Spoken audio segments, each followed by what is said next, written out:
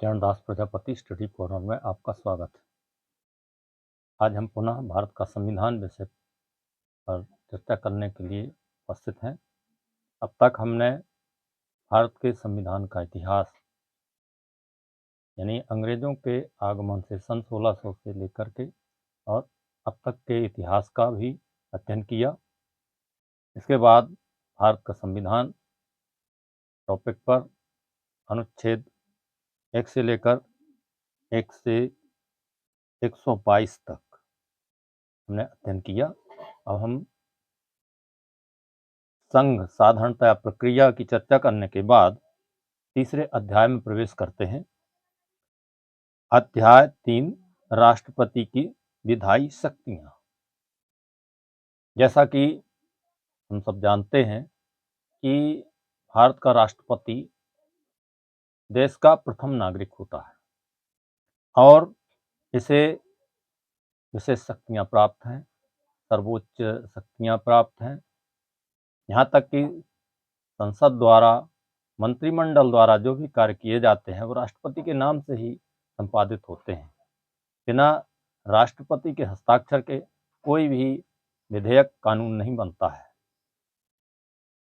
कार्यपालिका, न्यायपालिका, विधायिका सभी राष्ट्रपति के नाम से ही संचालित होती हैं।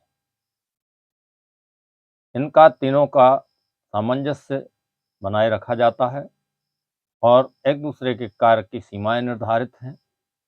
तो आइए हम जानते हैं कि राष्ट्रपति को कौन कौन सी विधायी शक्तियां, कानून संबंधी शक्तियां प्राप्त हैं। अनुच्छेद 123 संसद के विश्रांति काल में, यानी जब संसद कार्य नहीं कर रही होती, अध्यादेश प्रख्यापित करने की राष्ट्रपति की शक्ति। उस समय जब संसद का अधिवेशन नहीं चल रहा होता, कार्यशील नहीं होता है संसद का कार्य, उस समय राष्ट्रपति को अध्यादेश प्रख्यापित करने यानी जारी करने की शक्ति प्राप्त है। इसमें खंड 1, खंड 2, खंड 3 है। तो पहले हम खंड 1 पर चर्चा करते हैं।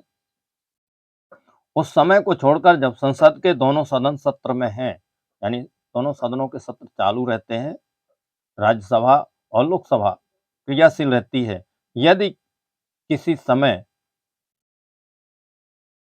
का यह समाधान हो जाता है, यदि किसी समय राष्ट्रपति का यह समाधान हो जाता है कि परिस्थितियां ऐसी विद्यमान हैं जिनके कारण तुरंत कार्रवाई करना उसके लिए आवश्यक हो गया है और संसद इस समय कार्यशील अवस्था में नहीं है, तो वह ऐसे अध्यादेश प्रख्यापित कर सकेगा जो उसे उन परिस्थितियों में अपेक्षित प्रतीत हों। दूसरा खंड है, इस अनुच्छेद के अधीन प्रख्यापित अध्यादेश का वही बल और प्रभाव होगा जो संसद के अधिनियम का होता है, बराबर का दर्जा प्राप्त है। किंतु प्रत्येक ऐसा अध्यादेश, इसमें दो व्यवस्थाएं दी गई हैं, का संसद के दोनों सदनों के समक्ष रखा जाएगा और संसद के पुनः संवेत होने पर उसे 6 सप्ताह की समाप्ति पर, यानी 1.5 महीने समाप्त होने पर, या यदि उस अवधि की समाप्ति से पहले दोनों सदन उसके अनुमोदन का संकल्प पारित कर देते हैं, तो इनमें से दूसरे संकल्प के पारित होने पर प्रवर्तन में नहीं रहेगा और ख राष्ट्रपति द्वारा किसी भी समय वापस लिया जा सकेगा, अर्थात स्वयं राष्ट्रपति उसे वापस भी ले सकेंगे।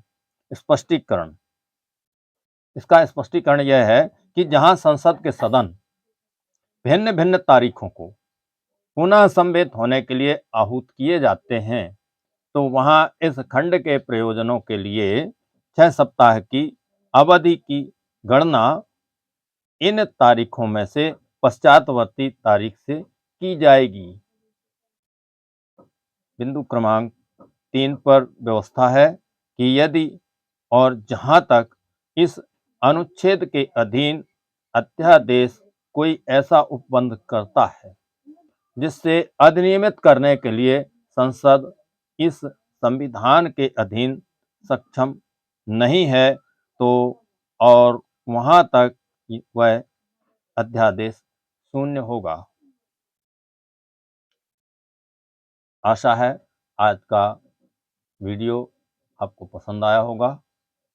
इसे समझने के लिए पुनः पुनः देखें, और यदि आप चैनल में नए हैं तो चैनल को सब्सक्राइब करें, वीडियो को लाइक करें और शेयर करें। बहुत बहुत धन्यवाद। इसी के साथ अगले वीडियो तक के लिए विदा लेते हैं।